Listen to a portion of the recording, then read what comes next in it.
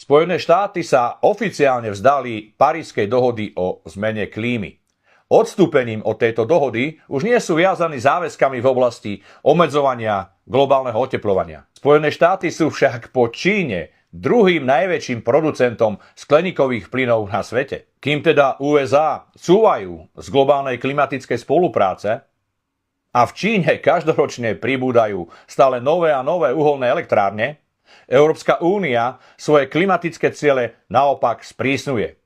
A dôsledky? To má najmä pre európsky priemysel, obchod, aj poľnohospodárov a samozrejme pre prvovýrobcov potravín. Všetci ste už určite počuli o Green Deale, ktorý v praxi znamená ďalšie a ďalšie regulácie, ktoré zdražujú výrobu a znižujú konkurenciaschopnosť našich firiem, aj poľnohospodárov a prvovýrobcov potravín. Tí potom len ťažko dokážu súperiť s dovozom z krajín, ktoré sú mimo Európskej únie, kde producenti nemusia dodržiavať také prísne pravidlá, obmedzenia a administratívu ako naši farmári. A aby toho nebolo málo, európskym byrokratom, ale aj našim progresívcom, ako sú Viezik a Hojsík, už prekáža aj živočíšna výroba. Riešia dokonca aj to, že kravy prdia a za to by si farmári mali kupovať emisné povolenky. No milí priatelia, ja si myslím, že emisné povolenky by si mal kúpiť aj Viezik, aj Hojsík. Lebo keď otvoria ústa, tak tie prdy vychádzajú priamo z nich.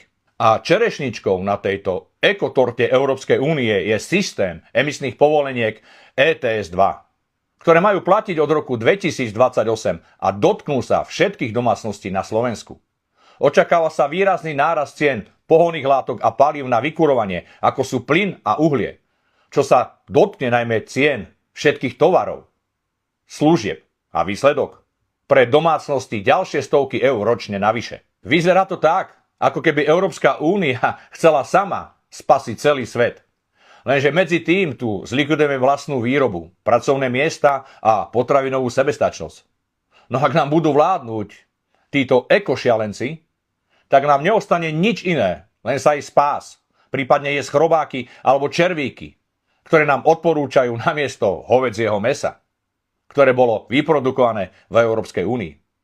Ale ako náhle dovezieme hovädzie mäso z Južnej Ameriky, to je už úplne v poriadku, toho môžeme jesť, koľko chceme. Ďakujeme, milí úradníci a predstavitelia Európskej únie a poslanci aj za Slovensko, ktorí ste hlasovali za tento nezmysel.